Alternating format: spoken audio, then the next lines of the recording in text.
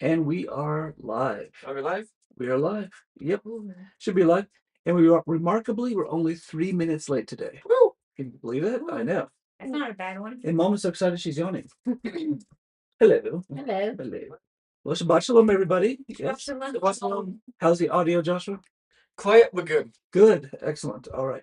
And Shabbat Shalom to you online. Thank you for joining us. As always, we will begin in prayer and then we will dive into today's activities, to which I know you look forward. Yes. All right. Would you pray first? Oh, okay. Lord Jesus, thank you for today and thank you for loving us. Thank you for being so faithful, for giving us another day to worship and honor you. I pray, God, that you would give us wisdom, help us to rightly divide your word. And I pray, God, that anybody that listens will be ministered to and that you would be lifted up and glorified. In Jesus' name, amen. Amen. And there it begins. Okay. So every week we wrestle with the dogs. I always say we should put them away so that they won't hinder the broadcast, and I'm voted down by my entire family. It is 5-1. But you guys are too innocent. It's not going to do anything. The dogs are already making squeaky sounds in the background, so if you hear barking, yelping, the breaking of expensive glass items, No, maybe the start of a fire, she's good. it is because of the dogs. Okay. Makes sense. All right. Today is the 29th of November, 2025, or the 9th day of the Jewish month of Kislev. Kislev. The year is 3786. 86. 786. So I just changed by 20 years. Which dates, of course, to creation, right? So the Earth is not millions of years old, but only a few thousand, as we know. Science, by the way, backs that up. So it is Shabbat Shalom. Actually, it does. You watch one documentary and suddenly export. Amen. Y'all want to... I have been studying this for 30 years. Meme Yeah. He hears Bert Ehrman burp, and all of a sudden he's like, "Oh, he's right." Where the heck's Owen Buck? Yeah, never mind. Okay, so I've been studying this for 30 years. How long have you? Oh, you have been alive that long. Yeah, Oh. pulling the age thing doesn't mean the knowledge is different. I've read white papers and stuff. Did you just hear what you said? Pulling the age thing doesn't mean the knowledge. I meant pulling the age thing doesn't mean like it's the same facts. Well, maybe that's a question we could have today. No, it's too blunt. Okay. I'll ask it. Anyway, Shabbat everybody, which means, of course, what? Peaceful rest. Yeah, peaceful rest. A peaceful rest. May God grant you a peaceful rest on this day of rest, right? So I pray that is the case. So before we get into our questions, and Benjamin is on fire and raring to go today. He's full of spit and vinegar. Spit and vinegar. It is a question question. you can defend. Okay, we can only talk one at a time, please. It is the 785th day of the war, and the war still continues for a number of reasons, not the least of which is we do not yet have all the bodies back of the hostages. There's just two. There are two left. Of course, we have Rangvili, 24-year-old young man, and I'm going to mess his name up, and I apologize. And we have Sutsek Lintalak, who's a 43-year-old young man. Both of the bodies are still being held by Hamas.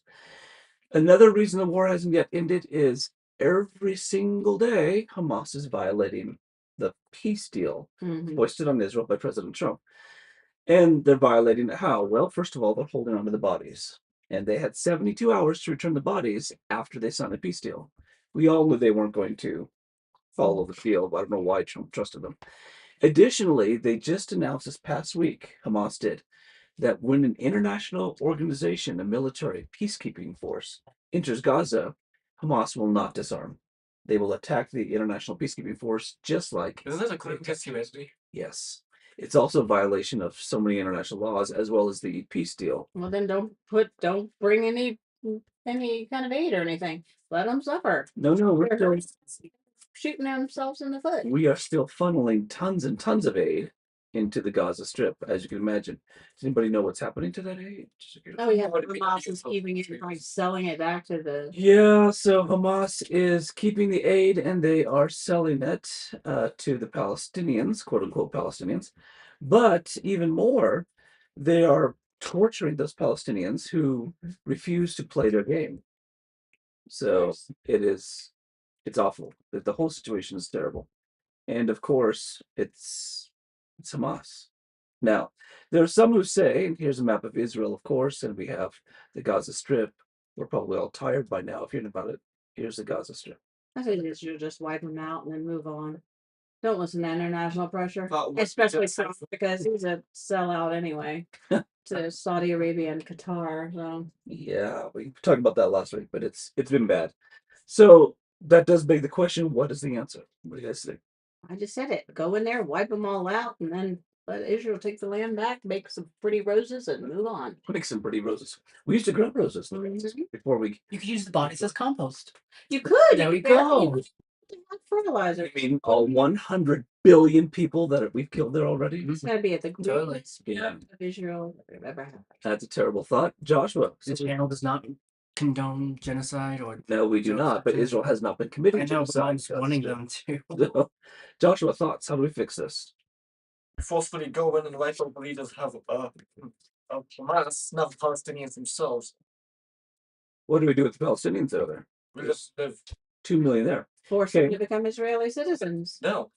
Um, We just Well, then you we put them just in a boat and ship them back to. we just maybe set up a new Palestinian authority. No, It's not actively never targeting us. Forced relocation is against Palestinian authorities we've had. is forced probably- forced These two. forced relocation goes against the laws of war, which Israel signed in 47 or 48 or something. Forced relocation. It's not war. It's on the defensive. So It's- them coming and attacking our IDF soldiers isn't. wait a second. So when we were forced relocated out of the Gaza Strip, that was against the laws of war. Well, we actually agreed to look. This was We're agreeing. So, but we forced our own people out of the Gaza Strip. sure, but we as a So was that against the laws of war? no, because we No. as a government agreed to. If the Palestinian authorities don't agree to it, and we're forcing them to, that's the definition. So Joshua, the problem, interesting. The problem, Joshua, with your thought is, first of all, on October 7th, 2023, 65% ish, it's estimated, of the people that came across the fences to kill our people and slaughter us and rape us were Palestinians. They were not official military Hamas. Number one. Number two, the hostages who have come back have said that the Palestinians were some of the people doing the raping and torturing of them while they were held hostage. And number three, the Palestinians, quote unquote, because they're a made up people group, the Palestinians have been training their children for decades to hate and kill us. So if we wipe out Hamas and then we try to reestablish, a society for the Palestinians in the Gaza Strip, they will just continue to slaughter us and kill us because that's how they've been raised since they were babies. There's no solution other than Israel takes control of Gaza. Then they get forced to become Israeli citizens. If not, then you find another country to live in. I mean, we cannot continue to compromise our soldiers and compromise our security to try to become get a peace deal that we've been trying for I don't know, decades. Yeah. And Decades and decades and decades. and it never works. No, Israel's the one that has to sacrifice the death tolls and the things like that. No, it is time for Israel to get a backbone, get their guns, and I agree that Hamas needs to be. take over the land. Say this is Israel. Oh. You know what? We're not giving away any land. And what they should do is continue going to get the West Bank back and get Jerusalem back. Well, it's interesting you say that. So Israel announced this past week that they will be taking 44 acres of land in the West Bank. It's our land. Right. Well, if you give it away, it's not yours. And they didn't give it away. They were forced. Yeah, but they They're agreed to give always it away. forced. If you agree to give They it will be taking. I see the Okay, we dichotomy. can only in the do one hypocrisy. at a time, please. I see the hypocrisy. I see the dichotomy. What I'm saying is, when Israel agrees to these things, regardless of under pressure, they give themselves up. So I why think do you Israel say is that about Israel, but you don't say that about Hamas. Hamas is They give up. volunteering giving away. They are being terrorists, and they're. But what I'm saying, But they agreed to the peace deal, and so I- they need to be I held to it. And agree. if they didn't do I it, agree. Israel has a right to take them back. I agree, but what I'm saying is, forced relocation, and a full extermination of the Palestinians, like you said, that's against the laws of war. I didn't say. I said take the land No, it's and at the beginning. make the people, the Arabs that live there. I'm not gonna Israel call them recognizes Palestinians. Palestinians as people ethnicity. Make them citizens of Israel and say there is no divided country anymore. Okay. I So I understand what you're just saying that. Sorry, I understand what you're saying, but at the beginning you said that they should just wipe them all out, and I think that's against the laws of war. Which That's is the fine. only way you're going to get rid of Hamas. But if we You have to we're no better eliminate than the them. Germans. if we just eliminate Hamas. I'm talking about the Palestinians. I have to cut this short. We are running out of time. I apologize. No, it's only Okay. So, so we're already a quarter of the way in. yeah, time. So, Israel announced this past week that they will be taking 44 acres of land in the West Bank and preserving it as an archaeological park because there was a massive archaeological find there. It's very interesting. A lot of history and things there, very important. But as soon as they said that, you can imagine the international reaction, right? Which was what? Does anybody? Oh, Israel's forcing themselves on the Palestinian people, and they're trying to do genocide. They're trying to take homes from people. And let's see, what else can I come up with? Just name it, Israel. Yeah, okay. Israel stuff. Okay.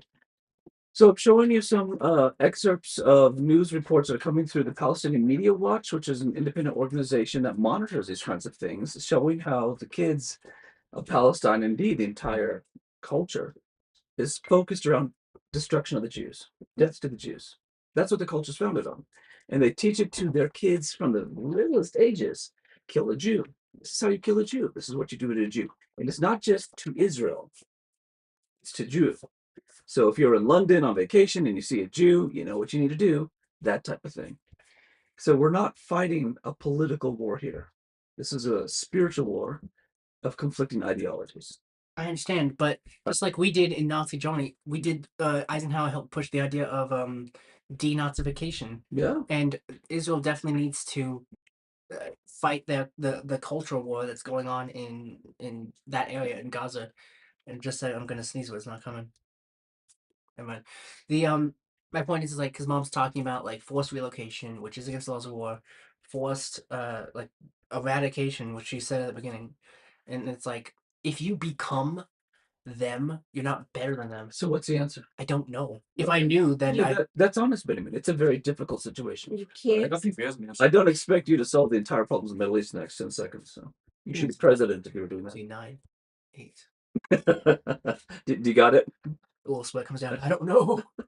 First of all, your statement's wrong because you wouldn't be eradicating This isn't the Fox whole News. population. There are You- 70 you said- countries You said that surround Israel, but you're saying the eradication is not the answer. And I'm saying you're not eradicating. but You're you said- eliminating the I'm people sorry. that I'm responding. No, I'm sorry. I'm responding. you're watch Fox News? you're eliminating the threat that is within the country. Israel's taking the land back. There are 70 other countries that are Islamic, Arab, whatever you want to call them, that they can go to or that are still survived and alive and ready to fund terrorism. So you're not eradicating. It's not genocide because there's tons of other people within their culture to keep it alive. It wouldn't be genocide. Yes, 30 more seconds and we have to move It on. wouldn't be genocide, but when Israel recognized Palestinians as an ethnicity and nationality, they created the removing that would be genocide based on the law they signed when they became a country. Okay, so And it started with my death. point, but I'm not talking about extermination in general. You mentioned that at the very beginning. You were like, yeah, Yeah. they should go in and just wipe out all of them, and it's like that's literal genocide. Like Who is getting the drones from Egypt? what? It's not. It's the people. My point. They're getting guns from other countries. Yes, you have to. You can't. Mom, It's like taking out I understand what you a said. lump of cancer when your whole body is filled with it. I It doesn't do diddly squat. I understand, but this isn't the mass genocide. All of what?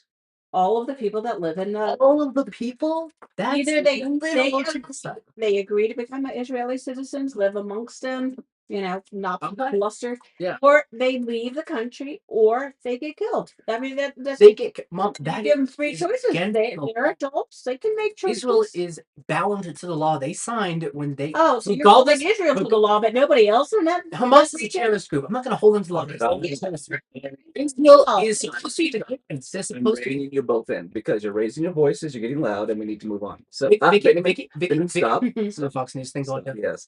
So we're done. Moving on. Good boy. So we continue to need prayer, obviously, for all of these things. And there's a squeaking in the background. Thank you, Joshua. She's happy. She's happy. Joshua. Just move on. People There we go. know they have dogs, they have cats, All right. kids. So There is a lot going on, obviously. We continue to need a lot of prayer, obviously, for the salvation of the Jewish people, obviously, for peace for Jerusalem, as the Bible says. Pray for Hamas, too. Pray for the Palestinians. When they die, they're going to hell. And we don't want them to go to hell. We want them to get saved, that they might know the Jewish Messiah. And if you ever want to see anybody that loves a Jewish person, it's a ex-Muslim who got saved. They just love the Jewish people and love Israel so much. So many testimonies about that. So please pray. Lots and lots of prayer needed for all of this. And as you can see, it causes passionate exchange, even in our own home. So, all right.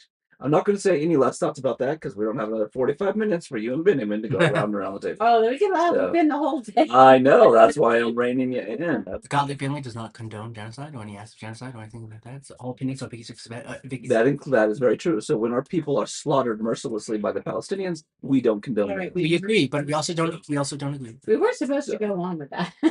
Ben. Benjamin, I'm letting him know. I'm all Benjamin. opinions are- Stop, Benjamin. I'm reining you I in know. I just because you won't stop. letting them know. I'm Ben, chill. They get it. They got it. I don't know. trying to help you out. Benjamin, I, thank you. I'm being quiet. He can't help himself. He has to have the last word. No, I don't need the last word. All right. He's giving me the eye over there. He's like, okay. Today is our monthly Q&A. So at the end of every month, usually the last Shabbat of the month, we have a Q&A where people can ask questions and we will explore the Bible together for the answers.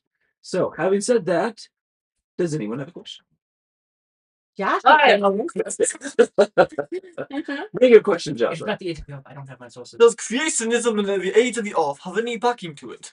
Okay, that is an interesting question. So the question on the table is, how can we say that concisely? Is creationism supported by Science. data? Yeah. Okay. Is creationism supported? Support? Is this Support outside of the Bible? Yes. Okay. You can't so use a- extra. You can't use a religious outside. textbook to prove a religious textbook. You can't. Yeah. Can't. They do. You can't. No, Benjamin, we don't. Okay. In fact, I've told you that. Yeah. Benjamin's very antagonistic today. I'm not being He is just surfing. trying to I'm not being focus all the time. I'm not being You're, antagonistic. you're accusing us of things we don't do. Okay. Yeah. It's the coffin. So, yeah, I don't know. I'm going to make him. It's not judging you, right? Freedom of speech. Just don't. Not in this house. Okay. He slips at me. Is creationism supported by science? Okay. So, Joshua, as we approach this logically, we have to ask a few questions. Okay. So, I want you to define two things here: define creationism, right? And define science. I'm not trying to be coy or stupid. I want to make sure we are on the same, what's the word I'm looking for? Sheet of paper. Okay. Same page. Creationism is the idea that God made the off in 7 days, like 10,000 years ago. Okay. So, you define it as God made the earth in 6 days, right? Not seven. Still 6 days, 7 he rested. In 6 days, as outlined in the book of Genesis. Can we say that? Yeah. Okay. Okay. That's fair.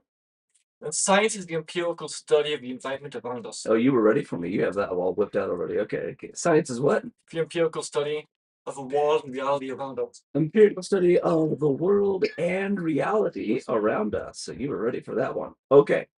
The question is on the table: is creationism supported by science? So where do we go from here? What's our first step?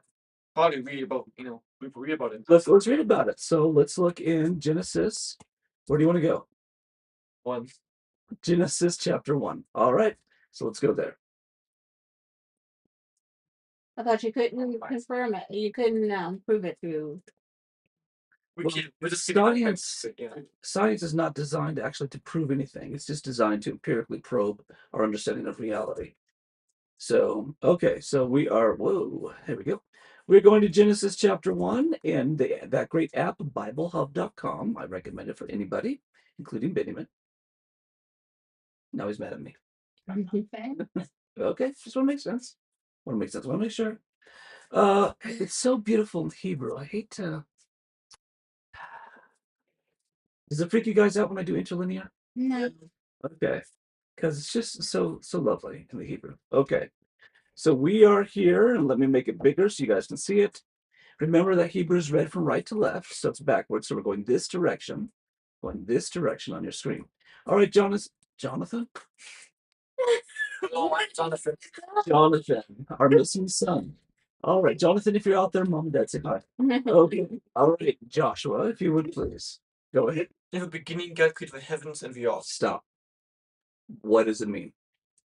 I'm not trying to be stupid. Let's really lay this out. Before time had a name. God Is created. that a meme? It is. Yeah, I think Okay. I think it's from Lens ago or something. Is it okay? But basically, at the very beginning of everything, God made the existence. He made existence. Okay, can you do a literal word for word translation of that first verse? Well, at the beginning of God's creating, He molded the heavens and the land. So let's read it first in Hebrew.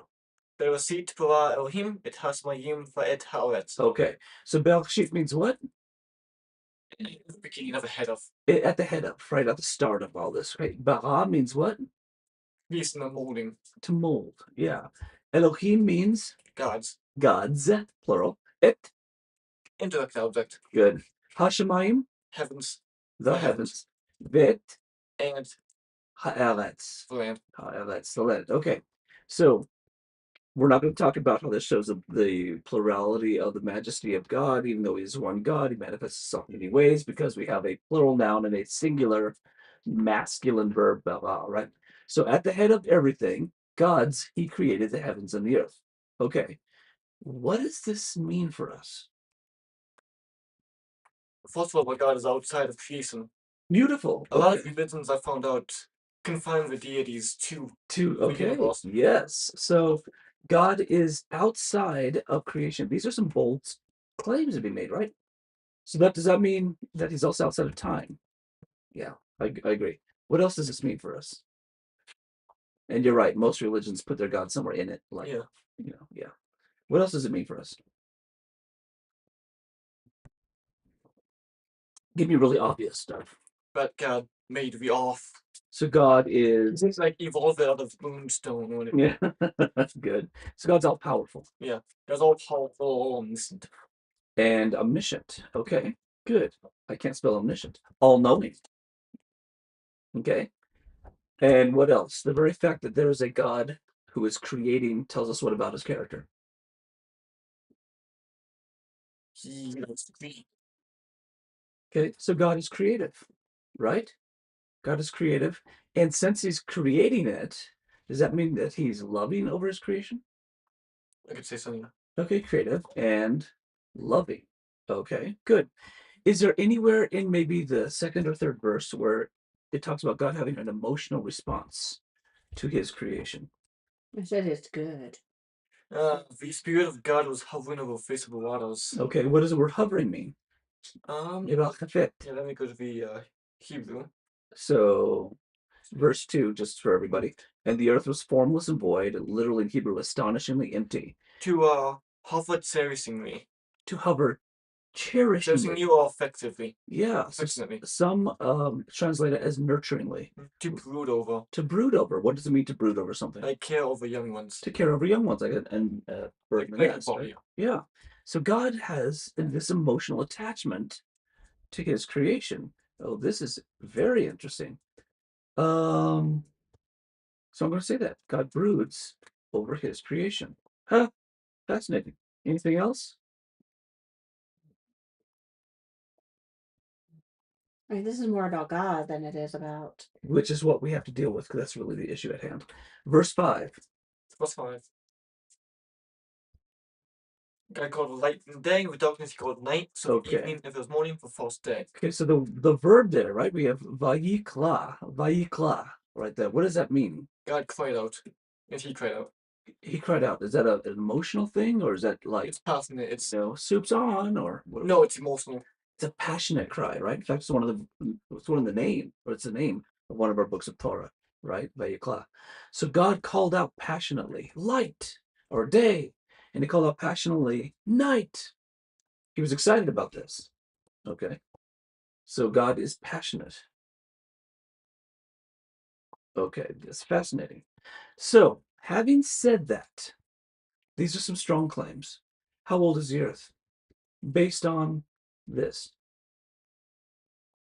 based on the timetables given to us in the Torah, around 7 to 10,000 years. Yeah, okay. 7,000. And when you say Torahs, what do you mean?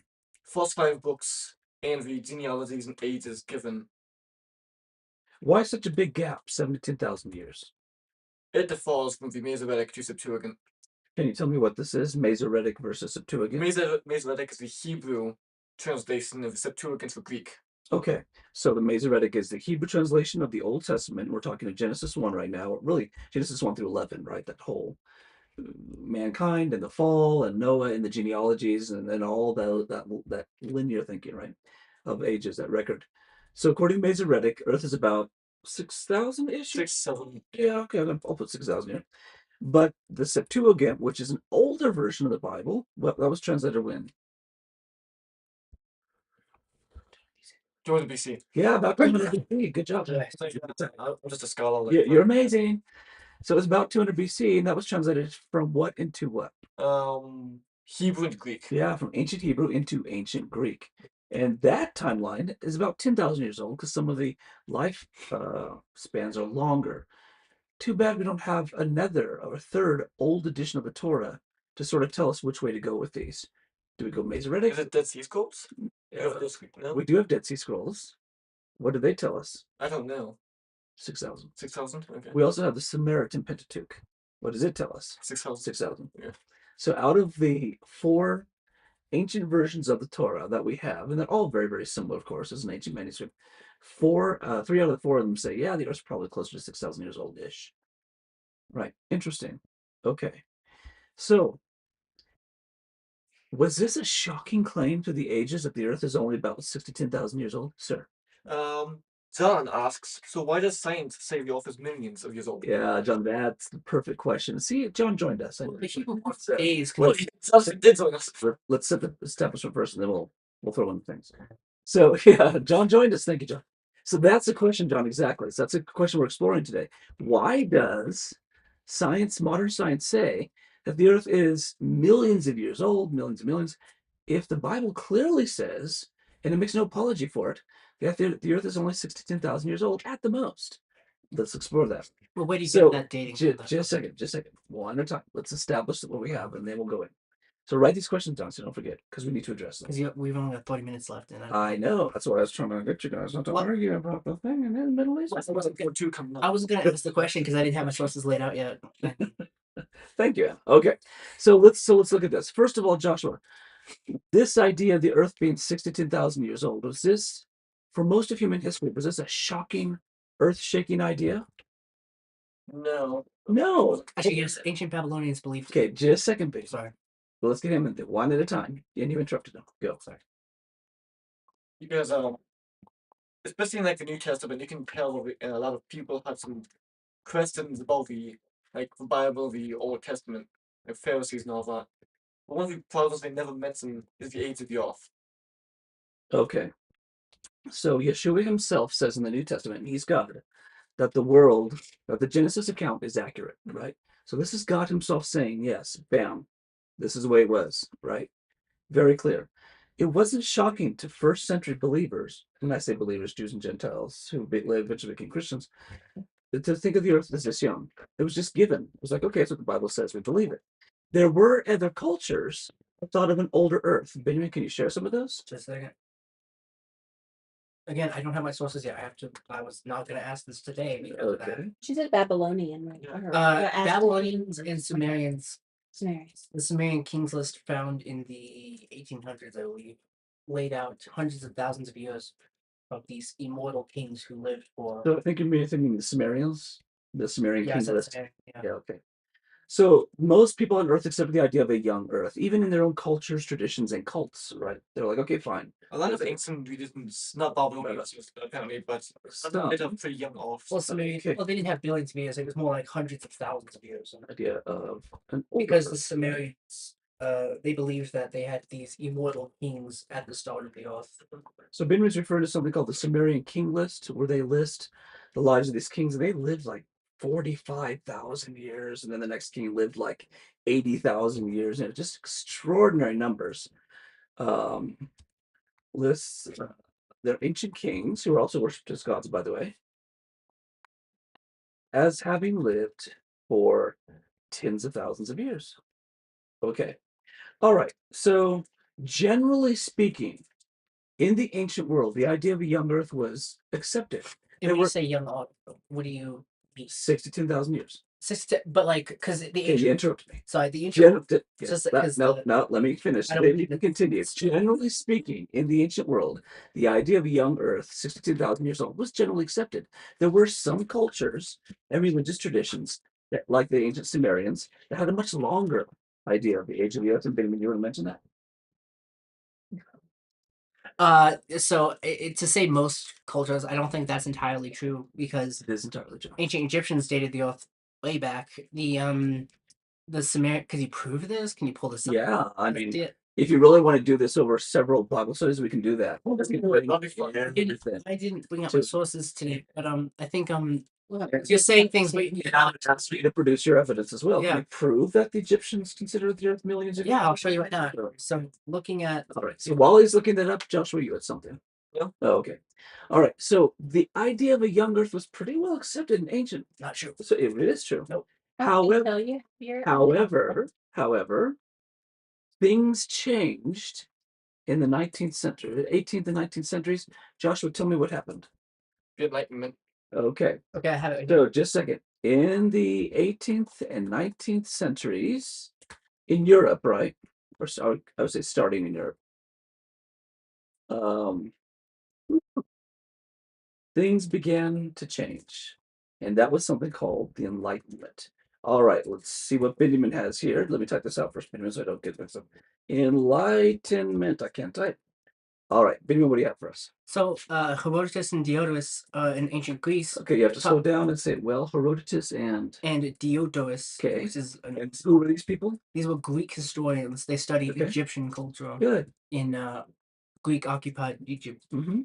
They talked about writings found in Egypt, which talked about several ages starting 25,000 years ago, 17,000 years ago, and nearly 50,000 years ago. Which is similar to the Sumerian king Yeah. list, right? Talked about tens of thousands of years. So that's Sumeria and Egypt. Now let's look at Babylon. So if you remembered my statement, I said, though it was widely accepted in the ancient world, there were some who did not. Joshua. It seems to be right. Young off seems to be specific to Abraham religions. Yeah, you said most didn't believe in it. Most. And it's like Look at they the beliefs completely of the Native Americans. Look at the beliefs of the clans and cultures of China. No, yeah, sure. Look at the Okay. beliefs of Wait. Slow down. So let's start with cultures. Yes. Native Clans and cultures of Yeah. Africa. I know you're making these things. Native Americans. Chinese. Ageable. Let's start. We have to start slow, because he's saying these things and I'm disproving them. This is going to be a five-parter. This is not going to be an easy question to answer. Not that the question isn't easy, but we're getting every time I say anything at all, I'm getting challenged immediately. So, Well, it's just that which you're, I'm saying things, but you're not which- showing us. which I'm okay with, Benjamin. Stop talking when I'm You talking. won't let me talk. I will. When I'm done talking, I'll give you a Yeah, but you chance say to these things. And then Remember, I you shut down. say that's because a lot's going on. I'm not shutting you down. Let me talk first, and then you can talk. All right. It's one of the big things that I have. One of my pet peeves is when people are sharing different ideas, everyone gets an opportunity to share. Okay. Starting the podcast. You keep saying that. You never did. Yeah. I know you should. I think you should. All right. So let's look this up right here. So, ancient Chinese, well, they'll do that.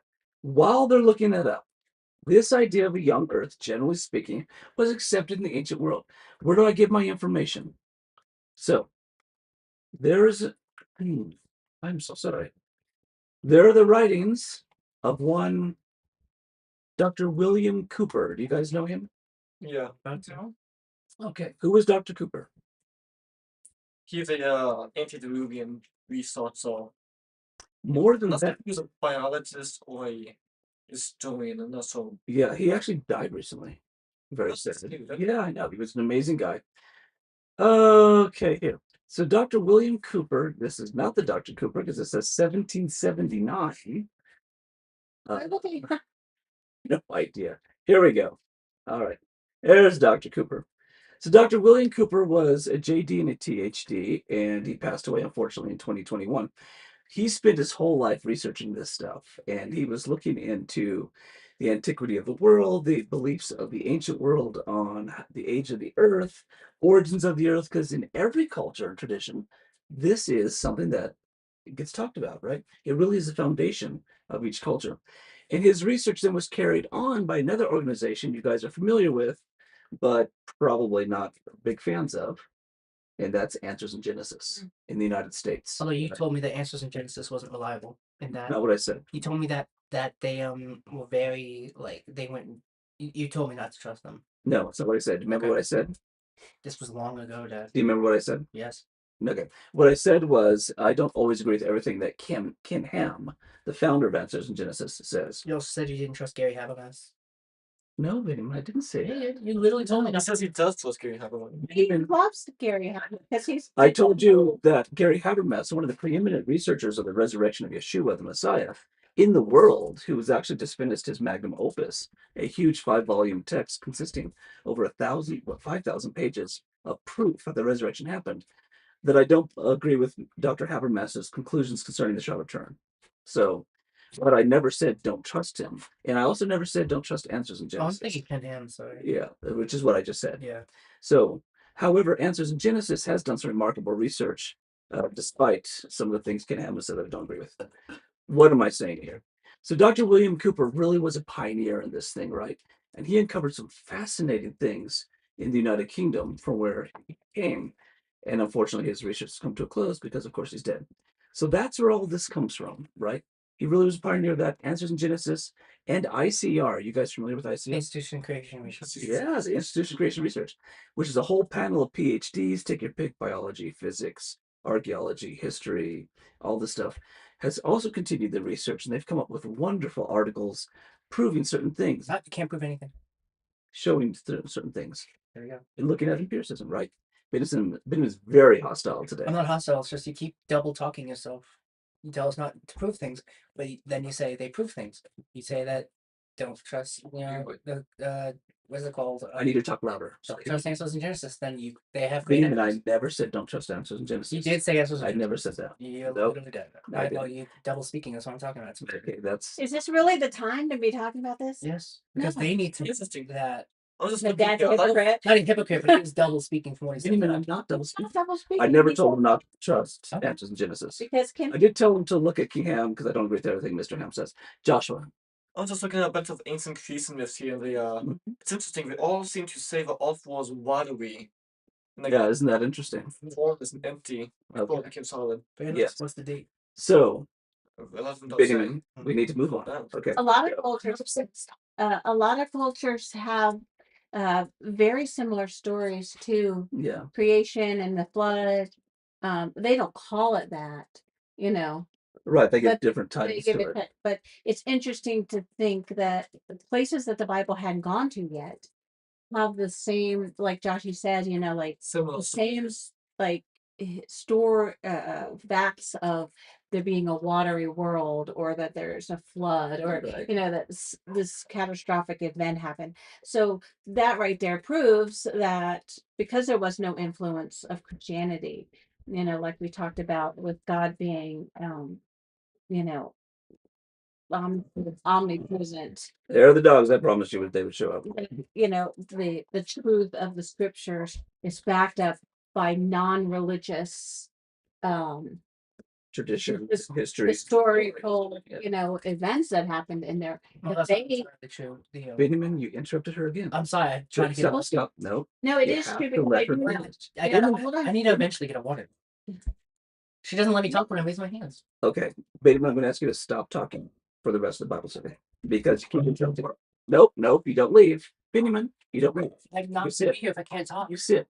I'm not- You can talk if you will talk appropriately in that You time. won't let me talk. Yes, we will. We've given you many options to talk. In fact, I've asked you many times to state your opinions. So it's next week for part 2. Okay, so you're right, of course, about that. So Joshua, we were talking about the Enlightenment. What was the Enlightenment and what did it change? It was a period of scientific revolution where we tried to focus more on the physical rather than the supernatural. Okay, so scientific revolution, where the emphasis, changing the emphasis of what? The focus of scientific study Not just scientific study. What else? and possibilities, may I say. Can we say of worldview? Yeah. Worldview. So change the emphasis of the worldview from spiritual, right, and religious, take that for good or bad, to secular. Was it Material, yeah. material? Good. Material. Can you give us an example of what this means? It is around that time when we start believing in, gods. It is around the time we start believing in superstitions, more or less. Okay, so it was at this time that belief, if I could spell, in gods and the supernatural became, what happened to it? People that that continue to believe in gods and the supernatural, what would They happen? were seen as unscientific and untrustworthy. Were they seen as mad? They were seen as mad and dumb, yeah. Okay, so became considered not so bright. We'll say that. Okay. Well, I think at that particular junction, I think the mind frame was starting to where everything had to be proven by some science. If Yeah. it couldn't be seen or touched, it wasn't real. Right. And so, but that goes totally against faith, but on the other hand, things of the Bible can be proven and they have been proven by science. And, according, the archaeological finds but I think a lot of people at that particular junction were like, science rules because it's proof of things. And they wanted to eliminate faith from any foundations of truth. Well, the dinosaurs possibly couldn't have walked with man because we don't have the proof of that, right? It's just thing But- enough. It is one of the Enlightenment when we start believing in like dragons and Right. Yeah. mythological creatures. Yeah. So this is interesting. So, according to the Enlightenment, if it could not be confirmed by one of the five senses, then it didn't exist, right? So, radio waves and atoms. and things Radio like waves that. exist until like 19. Exactly. So, would be good out there playing string too. All right. So this is interesting indeed. Was there any benefit to the Enlightenment? I mean, yeah, it helped us get more grounded in the actual sciences. Helped us Okay, discover so- more of the Yeah, we learned a lot, right? About the world around us. Vast progress in science, medicine, etc. that have benefited mankind. Okay, what were some of the what's up word opposite of benefits? ooh, is a Adverse effects. those effects. I'll Side put effects. adverse effects. Well, there's a difference between side effects and adverse effects. So side effects are things that happens. Adverse things that are things that hurt you. Any adverse effects to the Enlightenment? Yeah, but most religions were seen as superstitions. So loss of integrity in view of religion, right? And even worse, what happened? Do you recall, Joshua? Hostility toward God. Oh, yeah. There's hostility toward God and the idea of God. Now, Benjamin made a good point earlier. Even dating back to ancient Rome, the idea of materialism being the origin of all things and there being no God was being toyed around with. It wasn't a big idea because Roman was pantheistic and they worshiped their gods. And I don't know how to spell it. Integrity. I spell without the R. integrity. Without the R. Integrity. No, the other R. Oh, I can't spell. I was looking for the Enlightenment. T E, I think. Nope, it's Oh, episode did good. I? Okay. Yeah. Thank you. All right. But the idea was still there, right? It was still being toyed with. But when the Enlightenment came, it just ushered all of this in. Just a tidal wave of hostility to God. So much so that the French Revolution, which was in the late 1700s, right? I don't remember how long it lasted, but it was for a while. I think that's more 200 years, yeah. That revolution was not just against, thank you, not just against the king and queen and oppressing the poor. It was against God. How do we know? One of the major leaders said it. I don't know who. Well, yeah, one of the major leaders said it, number one. And number two, they invaded Notre Dame Cathedral in Paris, tore down the cross, threw away the Bibles, trashed the place, and then they set up a statue to the goddess called Reason. Doesn't this it, was- self-defy itself? Oh, this was the age of enlightenment, the age of reason, right? And no longer do we need God because we are essentially gods within ourselves. We determine our future and they worship this, and it lasts for a little bit. Then, of course, there was another revolution, and it's a mess. So So, it came back Half as mess. the New Age hippie movement. well, Really? But I think, 60s, you know, but I think the Enlightenment was technically a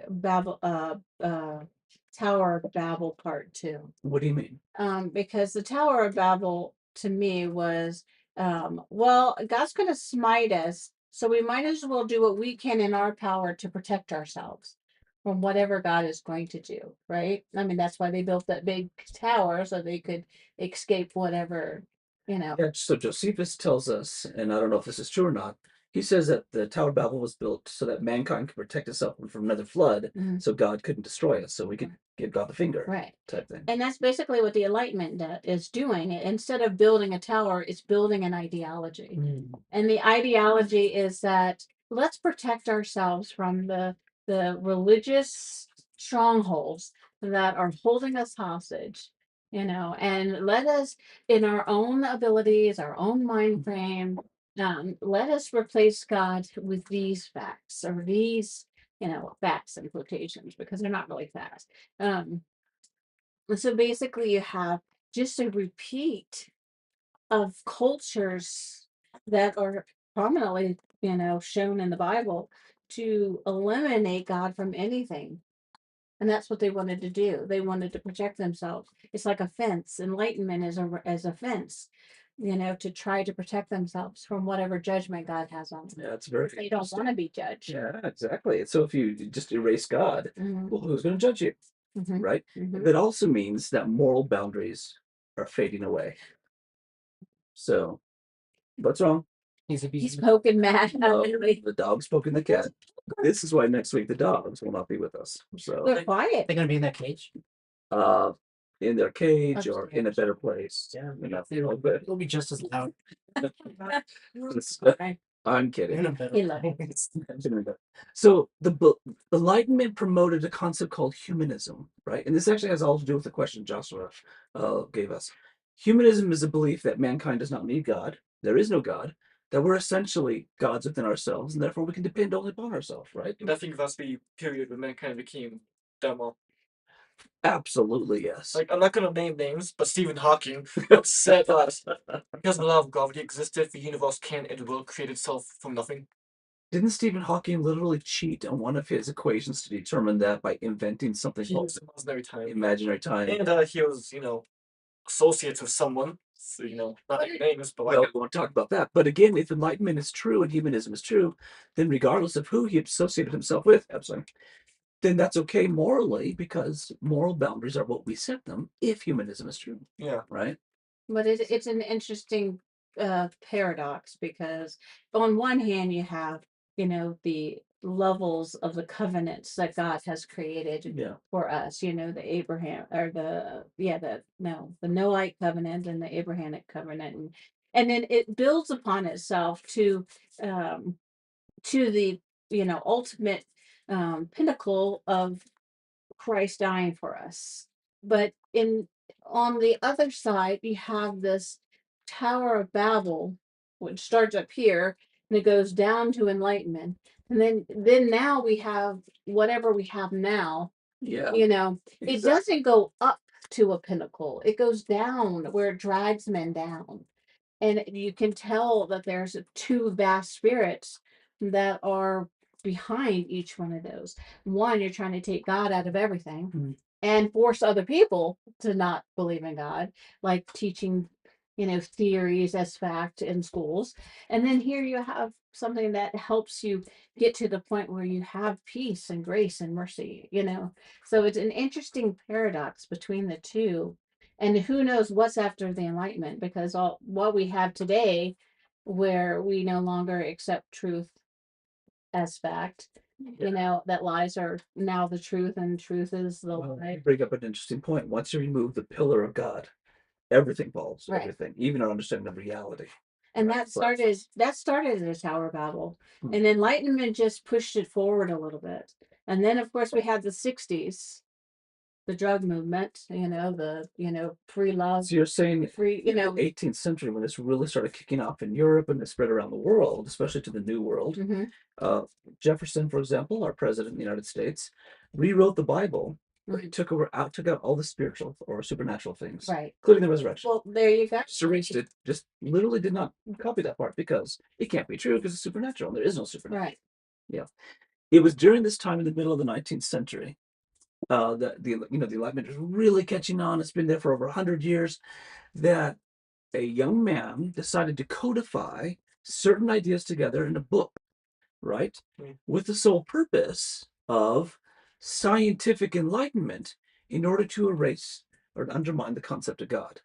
Who was this man? Was this Charles Darwin? Charles Darwin. Now it was the guy before him, though, right? Well, he took the That's ideas great. of the guy before him, Erasmus Darwin, and things like that. Erasmus is called. But he And did solidify he it. solidified it into a book called what? Of the Origin of Species. The Origin of the Species. Yeah. And why was this book literally earth-shaking? Because it's supposed against every religious belief of the time. But one species came from another. Or all the other life forms, yeah. Okay. And what does that mean? What's the implication? But mankind isn't specially made by God. Or that God wasn't involved in creation at all. It's just natural processes. Yeah. So propose an easy to understand language, and that's important because now everybody could understand this idea, right? That there was no God of creation, right? And why? Because all life came from a soup Primordial soup. a long time ago, right? And thus, and later, and what's the word I'm looking for? Evolved. And then evolved, yeah. Evolved into the diversity we have today. Okay? If you had proposed this to mainstream folks, a peasant, in the year 800 AD in northern Germany, just trying to eke out their life, they would have laughed in your face. But Charles Darwin made it popular. And I think that's why when Charles Darwin got it from whoever he got it from, that's why that guy didn't get kicked off by that guy. Because at that point they still had that strong um, foundation of God. And so when Charles Darwin came along, people were starting to really become disillusioned with the church because the church had become not really the church. And I'm not That's another saying issue. I'm not saying born again believers. I'm saying religious organizations like the Catholic, Catholicism, Anglican, yeah, yeah. and Lutheran and all that. So, Right. so I think that the timing was perfect for Darwin Oh, for his right. yeah. Yeah. And but I think that spawned that's what brought in the real truth of what the Tower of Babel was and enlightenment was. He said it. He didn't, there was, there's nothing hidden in his book. No, He says, and surprisingly enough, he grew up in a religious household. I think he did actually. So he just said it. He didn't hide it behind technology or science. What he did was he said, there's no God. We all came from slime. Some fish walked out of the ocean and decided to create, whatever. So I think it's getting brazen, and as we go along after this, after Darwin's book, and I think people needed an excuse to not believe anymore, Mm. and so Do you they think grabbed do you think it. society was ripe for not wanting to believe at that point? I think so. A disgust with established religion, a disillusionment with the idea of God. The Bible was a dry, crusty old book that wasn't enlightened and good enough for modern age, coupled with the Industrial Revolution, right? Where people were being ground to the dust for the money and the power and the wealth and the influence that brought in. Hannah had a question. How long did it take for the Tower of Babel to be made? We don't know, Hannah, but it would have been a while because it was early adult time. Yeah. Unless they used Minecraft. I'm just saying. Okay. So we are running out of time, unfortunately, but this is good. So with the loss of the idea of God in society at large, right, it really led to the loss of moral boundaries and a moral compass. Where would people turn? Joshua, what became the new religion? Science. Science. So the new religion was now science, right?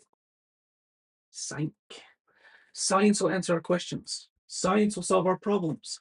If we just think hard enough and strive hard enough and experiment hard enough and invent hard enough and let the smart ones lead the way, because there are some dunderheads out there, especially religious folks, then science will create this utopia, right?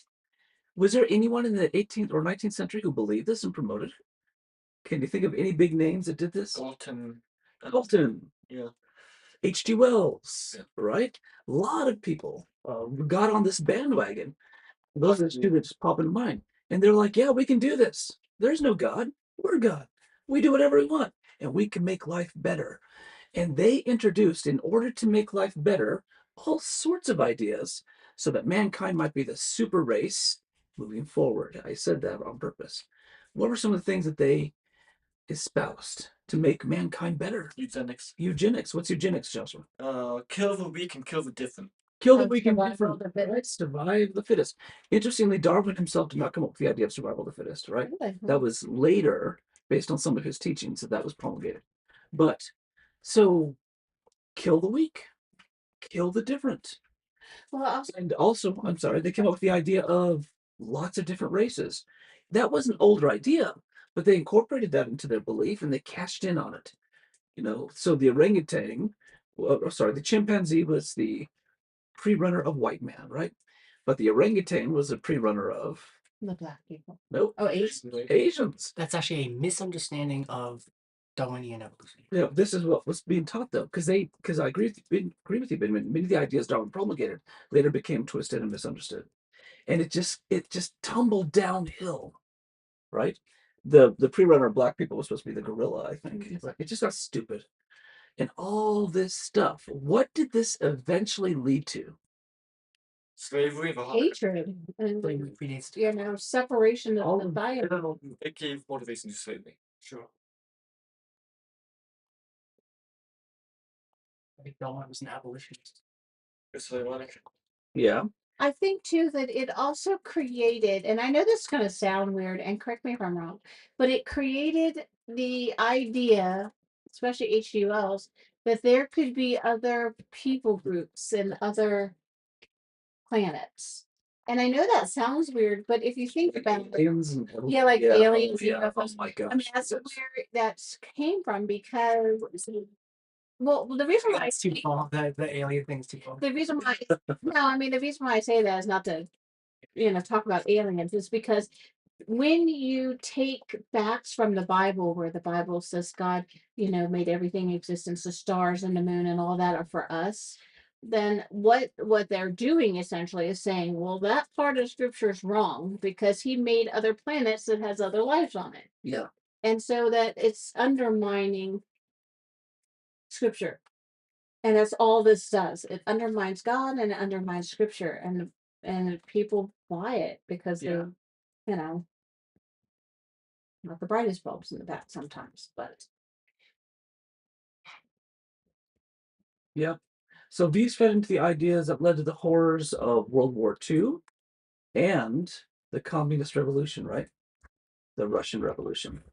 Uh, Interestingly, I mean, if you don't believe it, I'm sure you guys do, but if you didn't, Lenin even had a picture of an ape, not a picture, a little statue of an ape on his desk that showed the evolution of man. oh, That suggested it, yeah. Because Lenin was an ardent Darwinist. He was like, yeah, it's great. Which is great because that frees him from all moral boundaries, right? And that's why they killed millions and millions of people. Stalin was the same way. well, so Anna has a question. okay. That sounds kind of weird. It Mhm. was very weird. And Lenin is now a believer in Yeshua. I Well, I guarantee think that. that spawned a lot of What's this? the downfall of the church as well. What do you mean the downfall of the church? Because a lot of the churches would espouse to this. I don't know how many churches by number that would replace Jesus and put in, pictures of Stalin or Hitler or so. Yeah, the churches would do that for Hitler. And not only that, but like they if they didn't accept what was going on, the trend of the time, what they would do is they would overdo everything. They would say, well, gee, if the people that aren't, you know, I'm just gonna use this as an example. Sure. Like, like for the Spanish Inquisition, they would kill the Jewish people because they were like, well, you killed Christ and you did this, so you have to convert. So either they That was pre-Enlightenment. well, That I was mean, death of Jews in the name of religion, not in the name of humanism.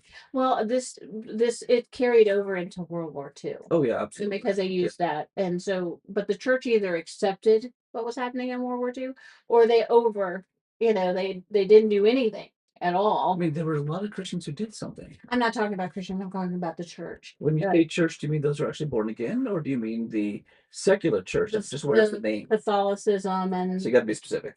well, not the born again believers, because like Corey Ten Boom and her family. Yeah, exactly. Absolutely. I'm not talking about born again believers when I talk about the church. I'm talking about the organization in which we say is church. So the bloated bureaucracy of spiritualistic religionism Right. that has nothing to do with the Bible. Yeah.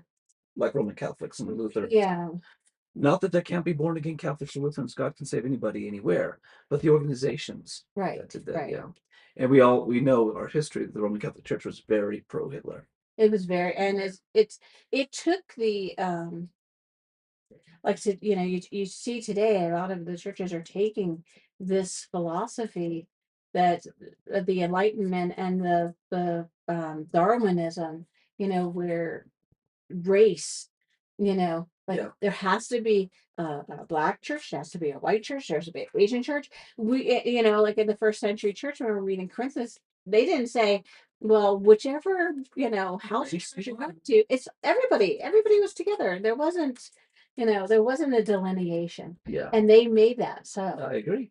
We have run out of time, unfortunately. Joshua, this is a great question. Got into a lot of history, a lot of passion involved, thinking of Bigman's responses and things of that nature. So we will continue it next week because I think it's important, right, to know this. So we did all of this history to show you where the idea came from that the earth was millions of years old, not just tens of thousands of years old, right? Like the Sumerians or hundreds of thousands, like their king list said, millions.